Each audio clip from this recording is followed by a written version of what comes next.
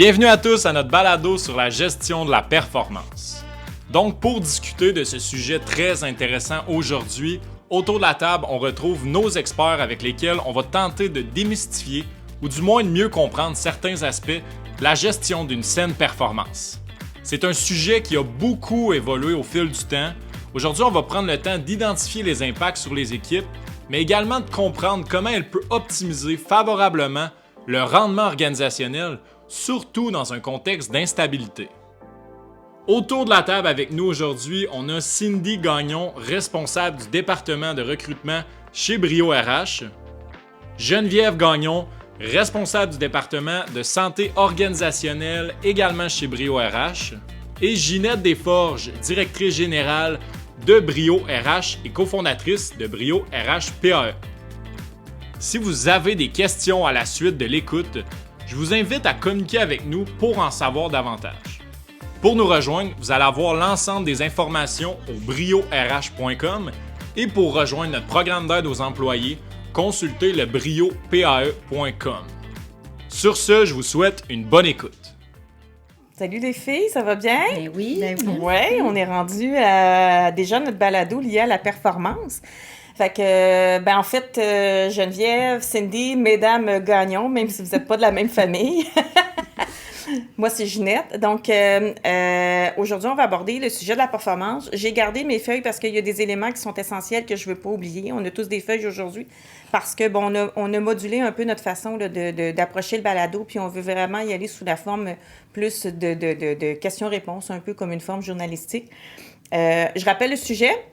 La gestion de la performance dans un contexte d'insécurité. Vous ressentez une certaine démobilisation dans vos équipes en raison du contexte économique actuel. Comment rassurer vos employés tout en gérant leur performance?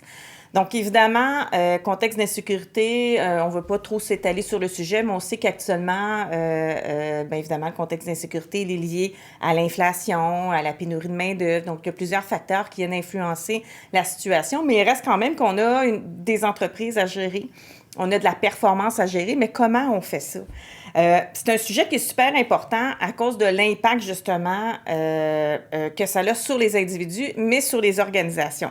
Mais en premier lieu, j'aimerais ça qu'on puisse, ensemble, s'adresser la question à savoir, c'est quoi vraiment la performance?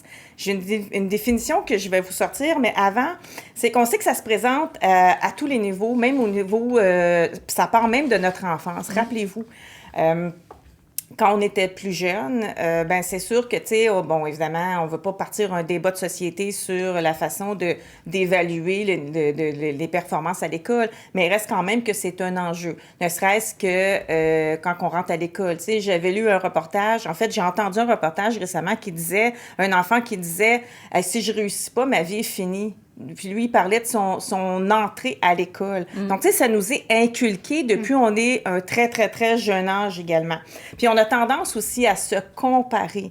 Il y a un autre élément aussi qui prouve qu'on est vraiment intégré dans un système de performance, le sport-études. Et là, j'ai rien contre le sport-études. Mes enfants ont fait partie aussi de sport-études. Ça a plusieurs avantages intéressants, mais on performe en un seul sport. Donc, comment on fait pour développer l'ensemble de nos compétences aussi? Puis évidemment, on est comparé. Puis moi, je me souviens à l'époque, tu réussissais pas, mettons, t'avais, je sais pas moi, un échec en français, on te coupait ton sport. Fait, je comprenais l'intention derrière, mais est-ce que c'est l'approche? Est-ce que c'est l'approche à avoir? C'est ça porte à réflexion, Ça porte à réflexion. Puis encore là, j'ai rien contre le système scolaire. Là, on n'est pas ici pour le réinventer, mais c'est un fait. Tu sais, Cindy, tu nous racontais lorsqu'on se préparait que même toi, j'ai appris cette année, puis pourtant, ça fait quoi? Peut-être 15 ans qu'on se connaît, puis sinon plus, que tu as joué longtemps du piano, mais ça t'a écœuré à un moment donné. En fait, c'est qu'au départ, je jouais pour la passion. Donc, tu sais, souvent, c'est un talent, on performe, on est bon. Fait que j'ai remporté des prix, au niveau provincial. Ça allait super bien. Fait que pour moi, ça allait de soi dire, je vais poursuivre dans cette veine-là. J'enseignais déjà la musique. Donc, je me suis inscrite au cégep en musique. Puis, j'ai vite réalisé que, là, je ne joue plus parce que ça me tente. Je ne joue plus par passion, mais parce que je dois performer, je dois réussir, je dois rendre des musiques dans un temps très, très limité. Alors, après 1 an, j'ai arrêté, puis ça a pris plus de 10 ans avant que je rejoue du piano par la suite. Je me suis rendue à un niveau où est-ce que j'appelle un écœur en titre, là, mais c'est exactement ça. Ça dépend de chaque individu, parce qu'on le exactement. sait, on a tous issu d'un présent puis d'un passé qui est différent, qui fait en sorte qu'on réagit d'une telle ou telle manière. Ça, c'est une chose, on est d'accord avec ça. Mais si on regarde, si on se ramène à l'organisation, OK? Parce que là, on parle on fait juste se rappeler, faire un topo de d'où ça vient, la performance. Donc, on baigne là-dedans, la performance. Ça a des avantages, mais ça a des impacts peut-être aussi plus négatifs. Mais pour le fun, je suis allée chercher la définition de ce qu'était la performance dans le dictionnaire, parce que ça fait longtemps qu'on n'avait pas cherché dans un dictionnaire. Et c'est indiqué, la gestion de la performance est un élément clé pour améliorer la productivité, la motivation et la croissance d'une organisation. Donc, en aucun cas, on attribue ça seulement à un individu. OK? Donc, puis je pense que c'est dans cette perspective-là qu'il est important de le voir. Parce que dans le cadre organisationnel, j'ai l'impression que souvent, lorsqu'on fait de la gestion de la performance, c'est de la gestion d'un individu. Puis encore là, il y a beaucoup de perceptions. Tu sais, il y a des gens qui associent la performance à hey, moi, j'ai travaillé 70 heures, 80 heures, 90 heures. Puis je suis pas en train de dire que l'individu travaille pas beaucoup, c'est pas ça du tout, mais des fois, on a d'être toujours dans une impression, des fois, on est surchargé pour vrai, mais des fois, on a une impression d'être surchargé aussi. Puis est-ce que c'est vraiment ça, la performance? Puis est-ce que c'est vraiment ça? La saine performance? Absolument.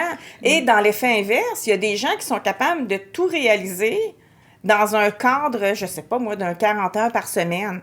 Est-ce que c'est une question de productivité? Est-ce que c'est une question d'organisation aussi? Tu sais, puis on le sait pas parce qu'évidemment, il faut analyser la situation pour être en mesure d'identifier est-ce qu'il y a une saine organisation ou la personne, elle est tout simplement, non pas sous performance, mais désorganisée ou encore elle a trop dans sa course. Ça se peut aussi, là.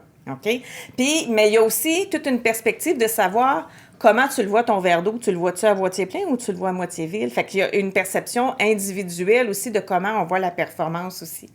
La perception quand on prend une grande place, ça dépend aussi de notre, comme je disais, si on voit notre verre à moitié plein ou à moitié vide. Puis en passant, il ne s'agit pas de porter un jugement aussi sur le comportement d'un individu, sur sa vision de la performance, mais tout simplement de la comprendre. Si on va plus loin, puis si on entame vraiment le questionnement, j'aimerais ça savoir c'est quoi votre vision sur le sujet, puis comment vous l'entrevoyez, vous, la performance? C'est peut-être votre vision personnelle, mais comment vous l'entrevoyez chez vos clients aussi? Mais on l'a nommé, hein, la performance, ça fait partie, c'est une partie importante de nos vies, autant personnelles que professionnelles.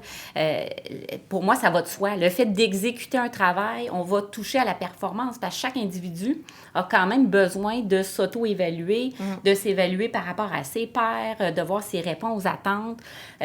Et là, dans une organisation, bien, comment qu'on fait en sorte, justement, de mettre quand même quelque chose, un processus, quelque chose d'atteignable, en fait, de répondre aux objectifs. Bien, il faut nommer...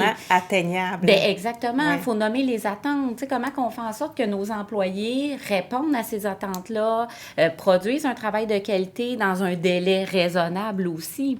Donc, pour moi, la performance... ça vient de soi, qu'elle soit gérée ou non. Fait qu'aussi bien la prendre en charge et bien la structurer, bien la gérer pour que ça devienne une saine performance parce qu'elle existe quand même, de toute façon. Oui, puis c'est un point super important que tu viens de nommer. On va en parler plus tard parce que ça a un impact aussi de ne pas la gérer. Effectivement. On va pouvoir l'aborder un peu plus tard. Toi, Cindy? Bien, en fait, vous avez déjà énoncé ou amené des points hyper intéressants. Puis je viendrais peut-être juste bonifier un petit peu en rajoutant que pour moi, la performance est souvent associée à la réussite. Je pense que pour plusieurs personnes, l'échec n'est même pas une option. Puis, tu sais, très tôt, dans le fond, on va rencontrer des gens, des personnes significatives qui vont nous inculquer ou nous aborder, peut-être influencer au niveau des valeurs. Puis là, ben, quand on arrive dans le milieu organisationnel, ben, c'est de jumeler tout ça, la performance organisationnelle, mais nous, en tant qu'individus aussi, avec nos valeurs. Fait que C'est pour ça qu'un autre aspect qu'on va aborder, c'est vraiment ça, la performance individuelle, comme on disait, mais dans le cadre organisationnel, c'est clair qu'il y a un lien à faire avec tout ça, là. Si on parle des clients, eux autres, comment ils voient ça, la performance? Comment ça se traduit en entreprise? C'est sûr que ça dépend de chaque client. Je dirais l'enjeu principal, c'est on veut bien la gérer, la performance, là. Mais l'enjeu principal, c'est de la mesurer. Tu sais, c'est pas si simple que ça. Souvent, on va mesurer l'atteinte de résultats. On pense pas nécessairement à tout l'effort qui a été mis.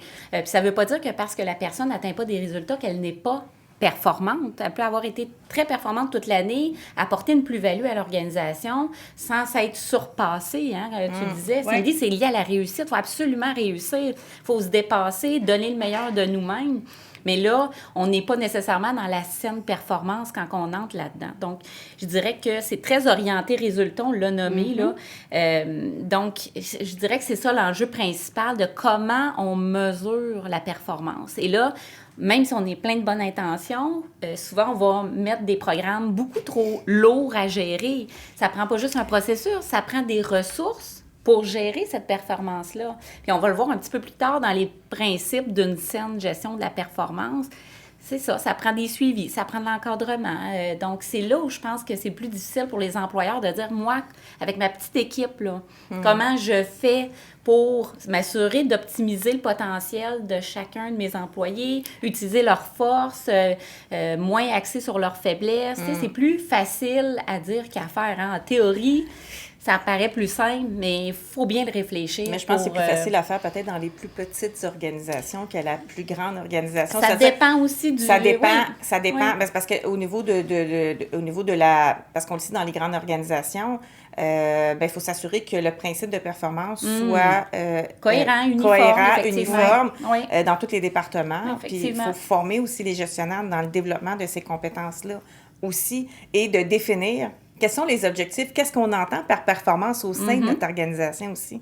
Exactement. En fait, pour faire du pouce un peu à ce que tu mentionnais, Geneviève, tu sais, les clients, c'est que oui, ils sont conscients qu'il faut, tu sais, reconnaître la performance individuelle, mais tu sais, comment s'assurer qu'on la reconnaît en maintenant l'équité, en maintenant aussi une saine compétition à l'interne. Puis, tu sais, c'est sûr qu'il y a aussi le contexte de performance est souvent associé à salaire. T'sais, on pense dans le domaine sportif, les joueurs élites, le salaire vient en conséquence. C'est tellement vrai, hein? Mais sauf qu'à un moment donné, il y a une réalité aussi des entreprises qui est la limite financière. On le dit souvent, on aimerait ça, comme donner un salaire, vraiment dans les 100 000 ou peu importe, mais il y a une réalité aussi, une réalité de responsabilité, une réalité de limite financière. Puis, les gestionnaires vont nous questionner à savoir comment on peut venir bonifier la rémunération globale. Puis là, on a vu et entendu toutes sortes de choses que les gestionnaires ont mis en place, qui ont innové pour être surtout les 3-4 dernières années, exactement. Où la pression, elle est immense aussi sur les conditions. Oui. Puis, le but, c'est on doit attirer de la main-d'œuvre dans un contexte de pénurie, mais aussi de la retenir. Parce que, donc, c'est là que la rémunération globale a embarqué beaucoup. Et j'ajouterais dans un contexte de pénurie, mais aussi quand tu as à faire de la gestion de la performance dans un contexte où on disait tantôt en entrée de jeu, où il y a une insécurité aussi dans le marché. C'est-à-dire que, tu sais, il faut être capable d'attirer, mobiliser, retenir, communiquer de l'impact de cette insécurité-là aussi. Puis aussi, veux pas, des fois, dans les constats que je fais, c'est qu'il y a beaucoup de...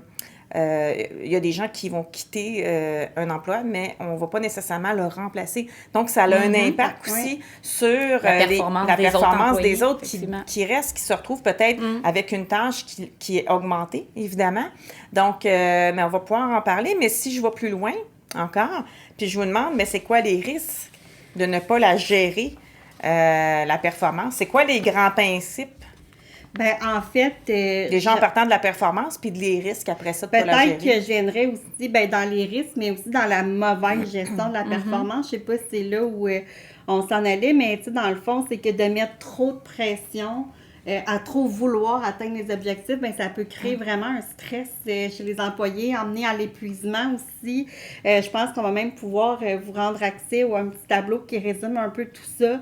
Oui, on va le voir, là, ton tableau avec obsession, pression, équilibre, Exactement, parce que, si à un moment donné, tu sais, on est dans la performance, dans le rush. Puis c'est correct d'avoir des périodes achalandées, des pics, mais à un moment donné, ça prend une période de repos, de récupération, parce que définitivement, il va avoir un impact sur la santé mentale ou physique.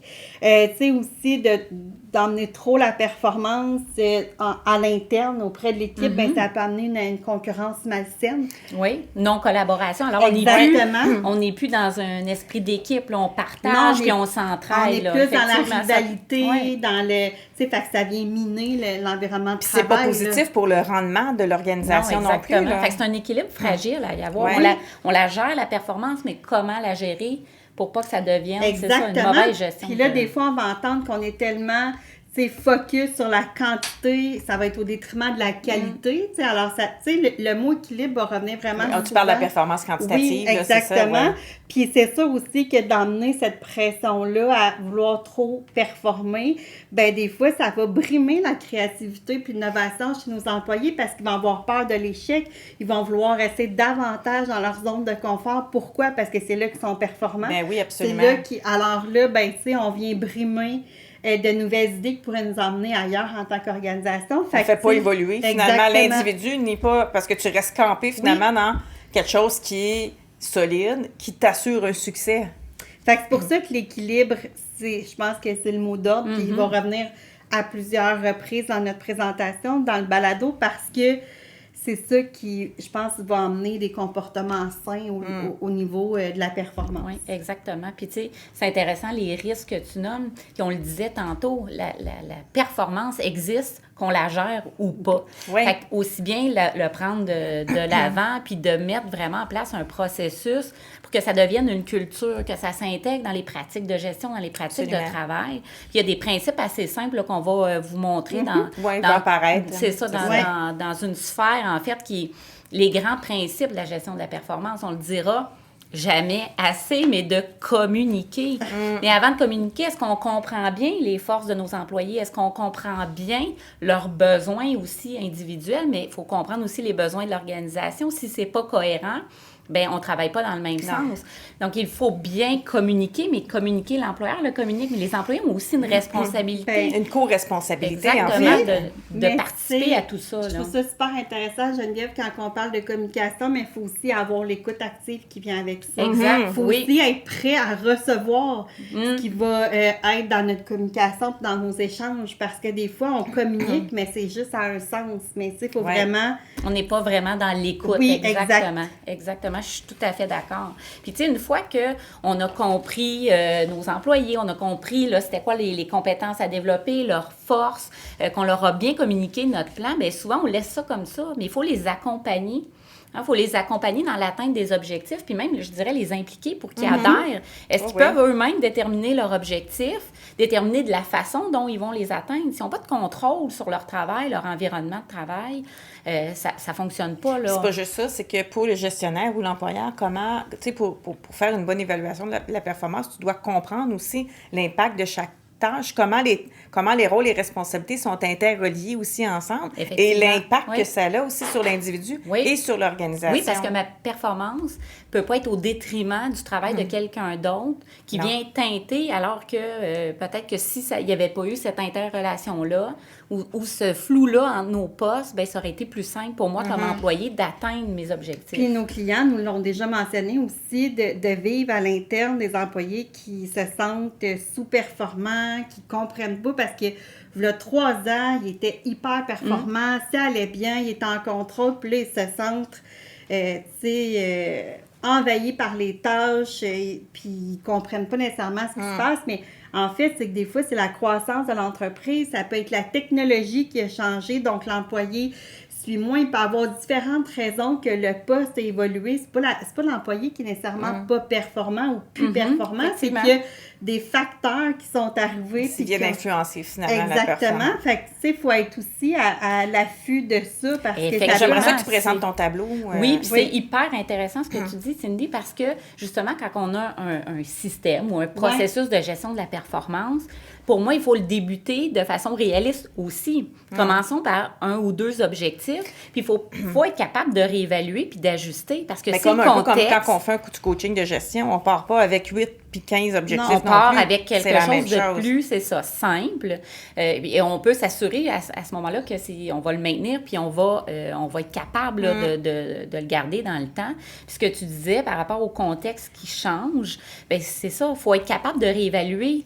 Est-ce que ça tient encore la route ou pas? Il faut ajuster aux besoins les objectifs. Et il faut que l'employé aussi des mécanismes, si je sens que je ne suis pas capable d'atteindre les objectifs, c'est peut-être pas parce que je ne suis pas performant.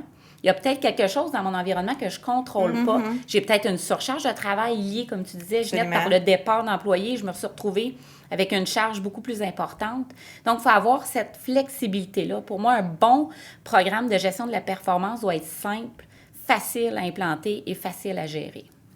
Pour que ça perdure dans le temps. Parce que, Oui. comme on a mentionné tantôt, souvent, on a plein de bonnes intentions. On va emmener différents systèmes de récompense, de reconnaissance, puis finalement, ben, on se rend compte que, oups, ça a duré un mois ou deux, puis là, ben là, c'est mort. Parce Exact. que finalement, c'était peut-être trop compliqué ou, mal Absolument. communiqué, puis... Puis il y a des grands principes qui existent. Tu sais, Ouais. Entre autres, on parle souvent du principe SMART. J'aimerais ça que tu puisses Oui, nous bien, expliquer. les objectifs, en fait, c'est un principe qui est largement connu, là, des objectifs SMART, tu sais, qui doivent être spécifiques, mesurables, atteignables, réalistes, puis temporellement définis, hein, c'est-à-dire qu'on ne laisse pas ça aller sur 10 ans. Et donc, c'est des petits principes, là, puis il y a des variations de ce concept-là. Mais c'est juste de s'assurer qu'on n'a pas des objectifs inatteignables, parce que là, on vient démobiliser. Là, ça, c'est l'autre risque. On implante un système de gestion de la performance avec des super intentions.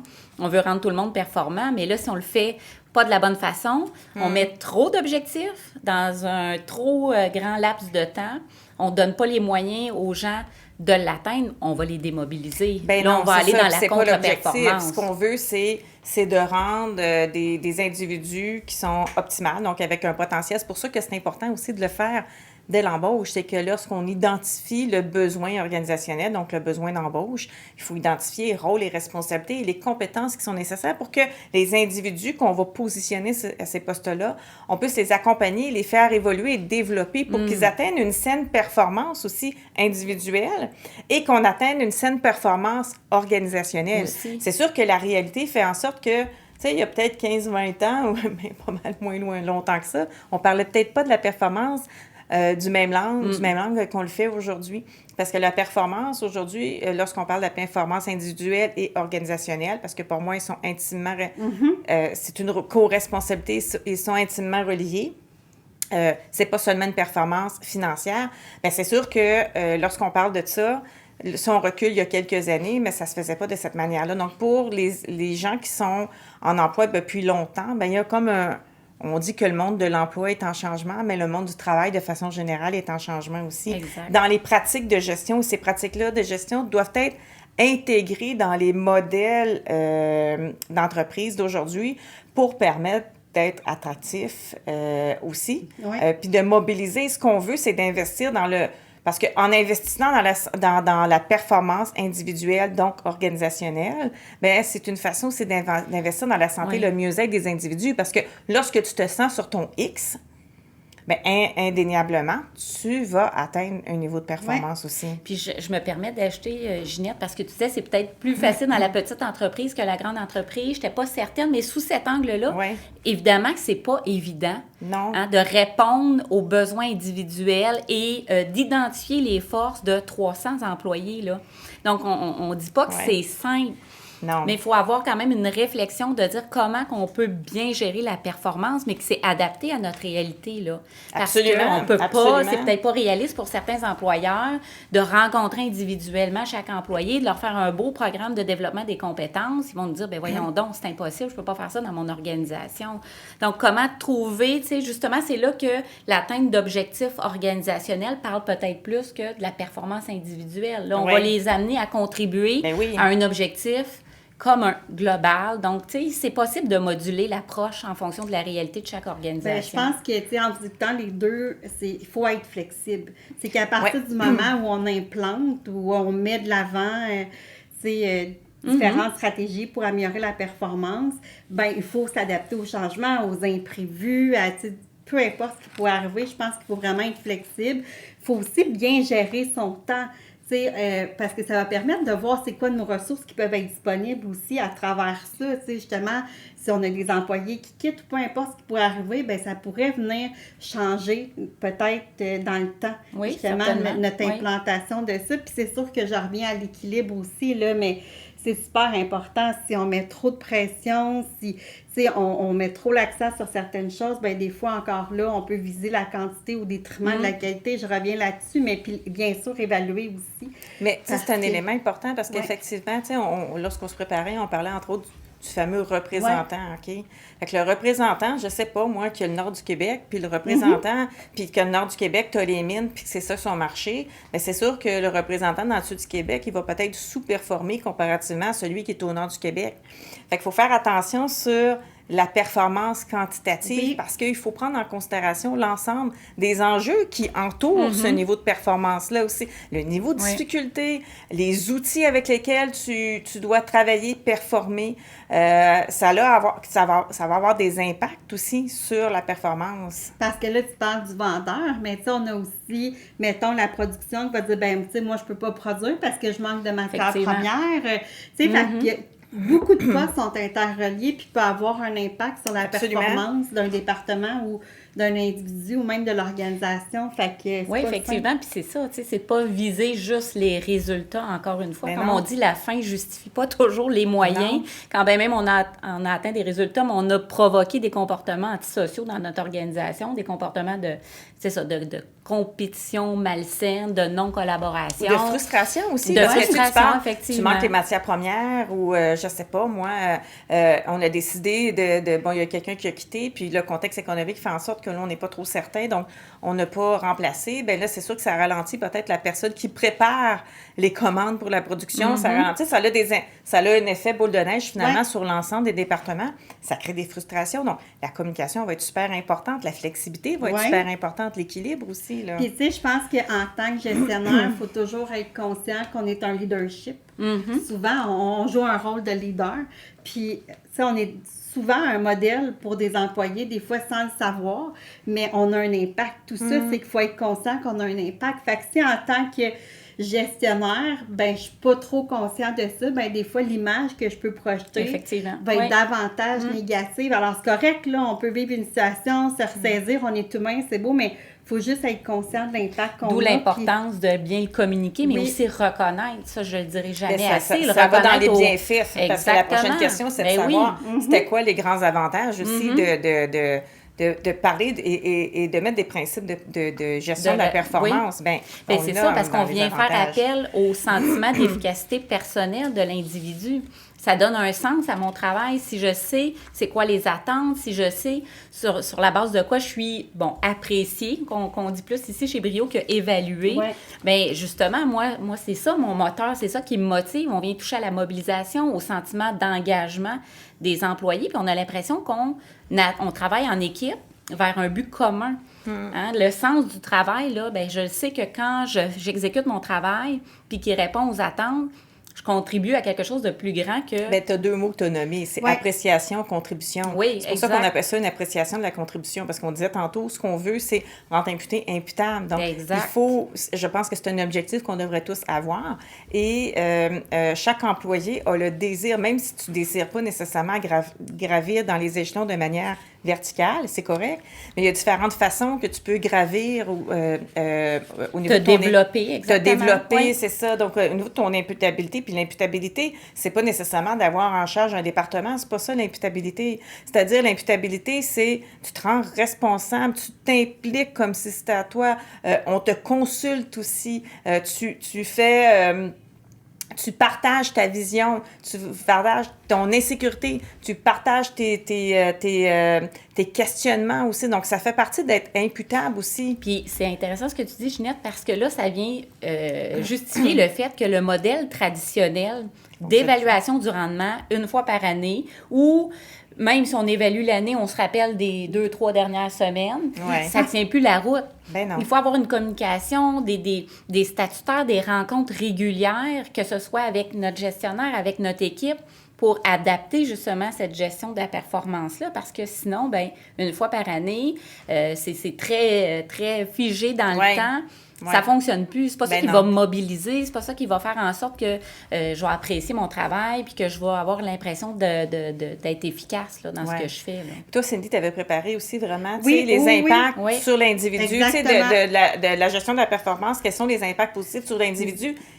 Mais sur l'organisation, on a dit que c'est interrelié. Fait que ça va paraître à l'écran, là, on va le voir, mais j'aimerais ça que tu puisses expliquer. En fait, pour l'individu, je vais juste comme racheter peut-être des petits points parce que tu as quand même fait une très bonne énumération. C'est sûr que ça va accentuer la motivation, l'engagement de l'employé, le fait de reconnaître le travail puis de valoriser les réalisations. C'est au niveau du sentiment d'appartenance aussi que ça va venir renforcer. Puis, le fait de travailler sur le développement des compétences de l'employé, bien, ça va lui permettre de progresser aussi dans sa carrière professionnelle. Comme tu disais, Ginette, c'est pas tant de graver les échelons, mais des fois, c'est d'avoir plus de responsabilité, de sentir comme une personne ressource à certains égards. C'est valorisant. Exactement. Puis c'est sûr que aussi, quand les attentes sont clairs au niveau des objectifs, ben c'est beaucoup plus efficient pour l'employé parce que je vais focusser sur les tâches qui ont une plus-value. Exact. Je vais focusser sur les tâches qui sont nécessaires et non, des fois, ben on se rend compte combien de fois dans une organisation que, l'employé a passé 3 heures sur un projet que nous autres, on pensait que ça en prendrait 15 ou que c'est même pas une priorité pour le moment. Fait que c'est pour ça qu'au niveau de l'individu, ben c'est les aspects qu'on voit. Puis c'est sûr qu'au niveau de l'organisation, ben la productivité, les coûts, c'est sûr que la performance va nous permettre d'améliorer la productivité en réduisant les coûts, d'attraction des talents aussi, parce que ça va nous permettre d'avoir peut-être... Si je me permets de t'interrompre, là, c'est un élément important. Tu sais, nous autres, on travaille en consultation. Donc, on travaille toujours avec des banques de temps. C'est pas toujours facile, là, ça a ses enjeux, mais il reste quand même que lorsqu'on détermine des projets, on dit, OK, on va prédéterminer, je sais pas, ça va prendre 5 heures, 10 heures, 15 heures, peu importe. Mais ce que je me rends compte, c'est que dans les organisations, ils n'ont pas ces paramètres-là. Alors, ça devient difficile pour l'individu de savoir jusqu'où je vais dans la planification ou dans le développement de ce projet-là aussi. Mais ça aussi, c'est un enjeu, tu sais, de productivité, veut pas, là. Effectivement. Exactement. Puis, au niveau de l'alignement stratégique aussi, bien, ça permet vraiment que les activités puis les efforts, bien, soient alignés sur au niveau de l'organisationnel, un peu comme on mentionnait tantôt. Bien, tu sais, ça arrive que nos employés ne sont pas sur le même projet ou pas alignés sur nos priorités. Puis, c'est sûr qu'il faut aussi considérer la fidélisation, la satisfaction de nos clients. Tu sais, quand on a une bonne performance, ça va permettre de fidéliser notre clientèle, ça va permettre d'offrir peut-être un meilleur service ou de s'améliorer à différents aspects. Fait que c'est sûr que c'est tellement intéressant. Puis c'est ça qui est difficile dans notre domaine, c'est parce que c'est pas facilement quantifiable. Tu sais, quand on parle des bénéfices, quand on parle des avantages de gérer la performance et de bien la gérer, puis qu'on parle de motivation. Comment on mesure ça? Exactement. Tu sais, c'est pas simple, là. Non. Souvent, je dis que c'est du qualitatif qu'on essaie de quantifier. Et on parlait en début de balado que c'est beaucoup une question de perception de la performance. Moi, je peux avoir vraiment la perception que je suis extrêmement performante, mais mon employeur, de son point de vue, j'ai peut-être donné mon 30 % cette année. Donc, comment arriver à bien trouver des indicateurs? Ou inversement. Toi, tu as l'impression que tu as été comme à 30-40 % de ta performance, puis ton employeur, il est comme tellement emballé par tes réalisations. Des fois, tu sais, c'est ce qu'on constate aussi, là, quand on fait l'appréciation de rendement, bien, des fois, quand on compare les cotes, on se rend compte que l'employé se juge souvent plus sévèrement. Puis tu vois, ça, c'est une tendance d'enlever la cote dans l'appréciation de la contribution. D'enlever ce chiffre-là qui est très résultat, très scolaire. C'est pas simple, là. Il y en a des grandes organisations que c'est déjà très bien implanté, mais tu sais, comment varier puis moduler l'approche pour que ce soit plus sur la reconnaissance que l'évaluation. Hein? J'ai un 3 au lieu d'avoir un 5. Est-ce qu'on va aller démobiliser l'employé ou il va redoubler d'ardeur pour atteindre cet objectif-là? Parce que le but premier, c'est de rendre performants les membres de notre organisation. Puis pour les rendre performants, il faut être à l'écoute. Il faut comprendre leur rôle et responsabilités. Il faut leur donner des outils pour qu'ils soient performants. Il faut les rencontrer pour nommer clairement quelles sont les attentes, quelles sont les orientations de ce poste-là, Oui. et les accompagner au fur et à mesure dans le développement de leurs compétences pour s'assurer que si la personne n'est pas sur le bon X, parce que ça se peut, OK, malgré le soutien offert, puis c'est pas parce que la personne n'est pas bonne, c'est juste parce qu'elle n'est pas sur le bon X, elle n'est pas à la bonne place pour perfectionner à son meilleur, pour briller finalement. Un peu comme on mentionnait quand on se préparait pour devenir une étoile montante, tu sais. Donc, à ce moment-là, il faut être capable d'avoir cette ouverture-là pour avoir une conversation qui est courageuse.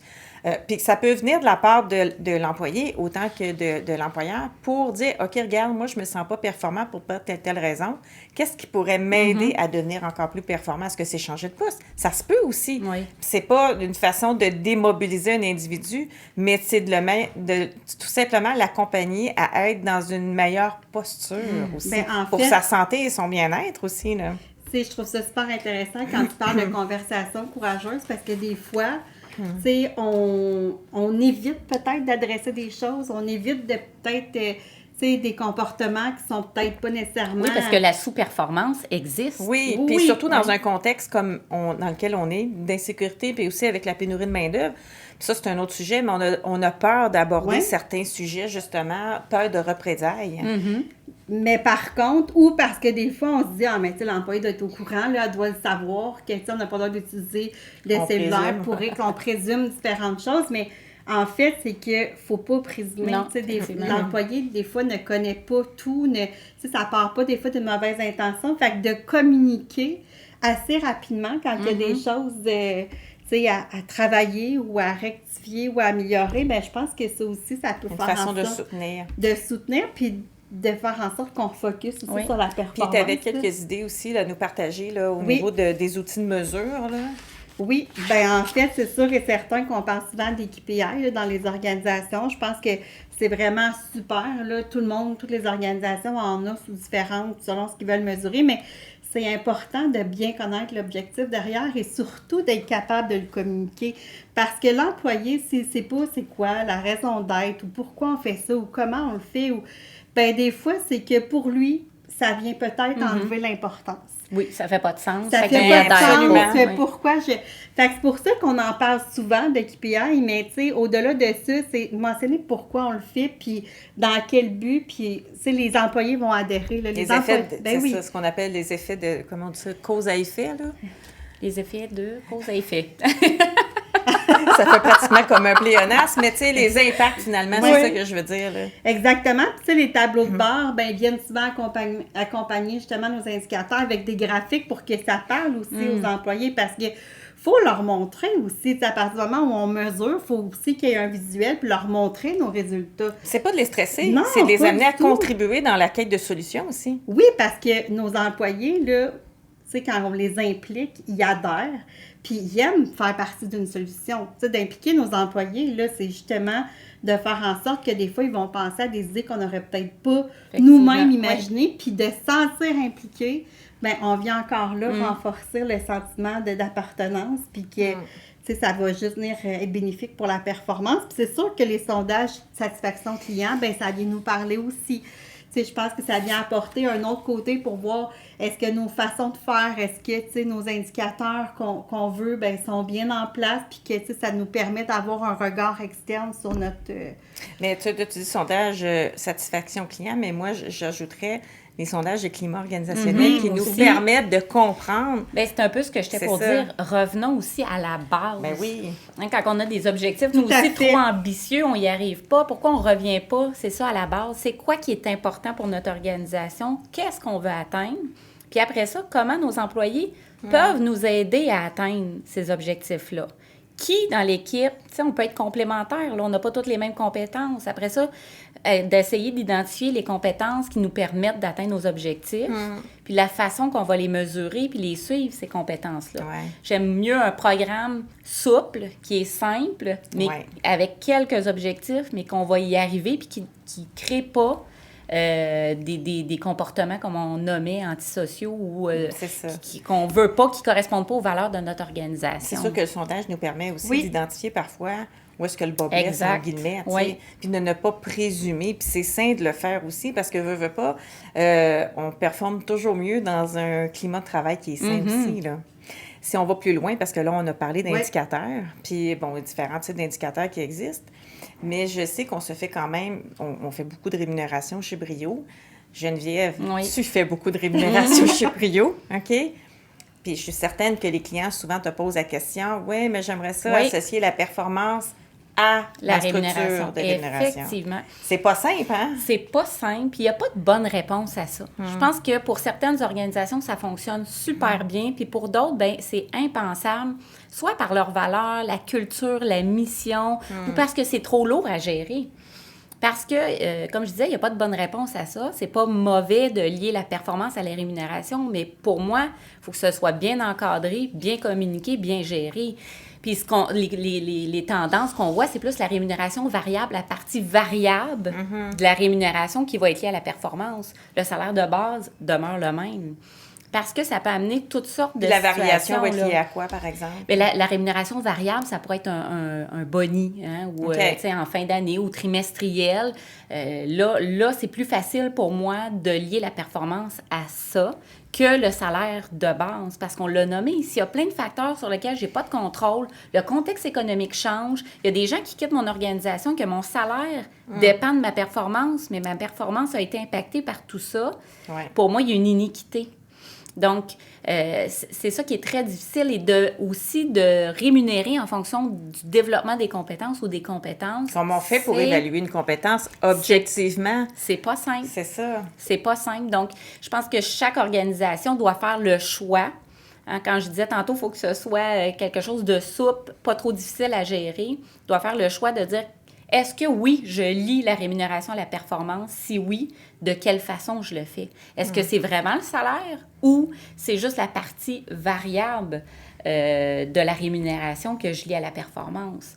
Parce que c'est un sujet extrêmement sensible, la rémunération. Puis on a parlé que la performance d'entrée de jeu, ça pouvait être une question aussi de perception. Donc là, pour moi, les fondations sont pas toujours très, très solides pour qu'on implante une structure qui est uniquement Puis on liée le fait, là, on à a la vu- gestion de la performance. On a vu là, la rémunération liée à la performance, puis Oui. c'est des enjeux, puis c'est quand même assez complexe à développer parce que tu dois développer tes différents indicateurs comportementaux. Après ça, dans chaque comportement, tu dois identifier, énumérer des niveaux aussi, puis de comprendre de s'entendre sur la même définition du comportement ou de la compétence aussi. Fait que c'est pas Exactement. simple. Fait qu'il faut vraiment qu'il y ait une bonne formation, développement de compétences des gestionnaires Oui. qui décident de prendre cet alignement-là. Puis là, on est rendu à ça justement parce que là, on parle de la performance, mais pour faire vivre cette performance-là, cette évaluation de la contribution, bien, il faut former les gestionnaires sur la façon dont on veut faire ce type d'évaluation-là. Puis, tu sais, chaque individu, s'il n'y a pas de formation, chaque individu va baser l'évaluation de la performance en fonction de Sa perception, son parcours oui. passé, présent, son expérience. Comment on fait ça? Ben oui, parce qu'on a des gestionnaires qui vont être plus sévères, il y en a d'autres qui vont l'être moins. Plus Fait que, tu sais, flexibles. il faut vraiment bien les former pour tu sais, comme on disait, quand on implante une structure de rémunération qui aurait une appréciation de rendement en lien avec la performance et le salaire, bien, c'est sûr qu'il faut former nos gestionnaires pour qu'ils aient tous le même standard d'évaluation. Fait que ça, c'est la base, mais aussi, c'est sûr et certain que, tu sais, on a quand même des enjeux, je dirais, en 2023, qui sont peut-être un peu aussi différents d'il y a quelques années. Absolument. C'est la gestion de la diversité dans les organisations. On parle beaucoup d'équité, d'inclusion puis de diversité. Là. Donc, tu sais, Ça, d'ailleurs, il faudrait faire un balado sur Oui. le délit pour permettre un peu de démystifier tout ça. Là. mais tu sais, il faut en faire aussi la promotion, tu sais, je veux dire, sur toutes sortes de formes. Tu sais, mais il y a des employés qui sont différents dans les organisations, puis il faut apprendre à travailler avec eux, puis, tu sais, avec leurs forces, puis ce que ça apporte, mais c'est pas tous les employés qui ont Non. cette ouverture-là. Fait que Effectivement. On ne faut peut plus former. parler de normalité. Il n'y a Non. plus de normes. On n'est plus là, rendu à l'aube Mais de c'est 2024. quoi la normalité? Tu sais, on parlait dans notre Exactement. exemple, puis parce qu'évidemment, on est approché pour implanter des politiques EDI, Ouais. puis tu sais, ça va même à savoir, puis je veux pas qu'on rentre trop loin dans le sujet, mais à savoir, OK, mais comment je fais pour évaluer Mettons une entrevue d'embauche. On a toujours fait une entrevue d'embauche sur un principe de normalité, mais quand tu évalues en embauche quelqu'un, par exemple, qui est Asperger, puis je sais que les termes ont changé là, au niveau de l'autisme, ou quelqu'un, par exemple, qui a un TDAH, mais comment tu pourrais aller chercher vraiment ses réelles compétences, comment tu peux mesurer ses réelles compétences. Fait que, tu sais, parce que nos principes de base sont établis sur une certaine... Un modèle plus traditionnel. Que nous, on appelle une normalité. Mais c'est quoi la normalité, en fait, tu sais? Puis, tu sais, la flexibilité des approches aussi, on parle depuis tantôt que, tu sais, le gestionnaire doit aussi s'adapter à l'individu. Tu sais, j'écoutais l'autre fois un reportage, puis un coach hockey disait, tu sais, moi, j'ai 23 joueurs, mais j'ai 23 approches différentes pour amener mon équipe à être performante. Donc, pour amener l'équipe performante, je dois avoir 23 approches individuelles. Donc, tu sais, c'est ça, le gestionnaire. Il faut qu'il soit flexible, il faut qu'il s'adapte. Puis, tu sais, il faut qu'on parlait d'évaluation, tu sais, équitable, mais c'est aussi un feedback en continu. C'est adresser les choses. C'est vraiment, tu sais, de façon constructive, mais les employés en ont besoin. Si en tant qu'employé, je ne sais pas que j'ai des choses à améliorer ou des choses que je fais bien aussi, bien, c'est difficile pour moi de bien comprendre mes forces, mais aussi les aspects que je dois améliorer. Fait qu'il faut que les gestionnaires soient capables aussi de nommer, de bien communiquer, comme on en parlait à plusieurs reprises. Fait que c'est sûr que c'est des aspects vraiment importants là, auprès d'un gestionnaire. On en fait combien de rencontres par année? Tu sais, on a toujours, si on parle dans une approche plus traditionnelle, c'était une rencontre d'évaluation de rendement chaque année, mais on n'est plus là, tu sais. Puis, tu sais, on parlait souvent, le principe d'entrevue de départ, c'est super important, mais je pense que c'est plus important encore de faire, tu nommais des rencontres avec chaque employé pour... En fait, il faut voir ça, c'est des rencontres de privilèges un peu, tu sais. Il faut prendre le temps de parler avec nos équipes aussi. Des rencontres de suivi, en fait, c'est ça. Ça doit, pour moi, là, ça doit faire partie des pratiques de gestion. Ça doit être de façon assez régulière, ponctuelle. Oui, c'est important qu'il y ait quand même des rencontres formelles, de donner un cadre à tout ça. Mais il faut quand même essayer le plus possible d'avoir des moments privilégiés avec notre gestionnaire, entre les employés pour communiquer. On ne l'aura jamais assez dit, communiquer. Si on ne se parle pas, puis il n'y a pas une communication bidirectionnelle, on ne sera pas aligné sur nos objectifs. Donc, pour moi, c'est important le plus possible. Là, je le sais qu'il y a plein de gestionnaires qui vont dire « j'ai pas le temps dans ma semaine, allons-y une fois par mois. Si c'est pas réaliste une fois par semaine, au moins on va s'assurer de le respecter, de le maintenir, puis on va la faire, la rencontre. Parce que quand quand c'est trop ambitieux, je l'ai nommé tantôt, on les atteint pas, puis on se décourage, puis on le met de côté. Il y a des processus, des fois, on se dit, on se rencontre une fois par année, puis une rencontre de mi-parcours. Mais si c'est trop long, il y a trop de gestion, il y a trop de documents à remplir, les employeurs le mettent de côté, puis au final, c'est trop lourd. Malheureusement, on l'a pas. Ils sont submergés, évidemment, fait que ça devient difficile. Mais c'est important pour l'employeur, mais c'est important aussi pour l'employé de pouvoir participer à ça. Puis il faut s'enlever le principe aussi de faire les rencontres de cadre de porte. Tu sais, des fois, on a l'impression de communiquer nos attentes, nos orientations, les ajustements dans le cadre de porte.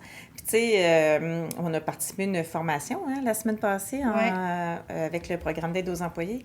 Puis, il nous disait, entre autres, que, tu sais, pour avoir une vraie conversation avec un individu, il faut que tu sois assis avec cette personne-là pour être capable de communiquer aussi ta vision, tes attentes. Tu sais, parce que c'est là que tu es capable d'aller capter aussi l'individu, l'attention de l'individu aussi pour t'assurer qu'il comprenne. Donc, c'est vraiment important. Je ne sais pas si tu avais quelque chose à ajouter. Oui, en fait, c'est sûr que pour moi, c'est minimum une fois par année ou est-ce que c'est peut-être plus formel, là, parce que c'est plus souvent associé au salaire. Oui, puis même aujourd'hui, souvent, on va dire, si on peut séparer le salaire puis l'appréciation de la contribution, c'est mieux parce que c'est deux choses. Tu sais, salaire, c'est un détail, mais tu sais, l'appréciation de la contribution, c'est aussi la reconnaissance. Puis des efforts, pas juste des résultats. Exactement. C'est ça qu'on dit contribution. Mais tu sais, au-delà de ça, c'est qu'en tant qu'organisation ou que gestionnaire, c'est soyez aussi attentif. Tu sais, des fois, au non-verbal de votre employé. Fait que ça se peut qu'il n'y ait pas de rencontre de prévu, mais vous voyez, vous constatez que ça fait quelques jours, quelques semaines que l'employé n'est pas dans le même état. Bien, asseyez-vous avec. Tu sais, des rencontres informelles, là, je pense que ça, il n'y a pas de cadre, il n'y a pas de mesure. C'est, tu sais, quand vous sentez que c'est nécessaire, que ce soit pour c'est reconnaître, mais aussi pour prendre le pouls parce que vous voyez que votre employé va moins bien.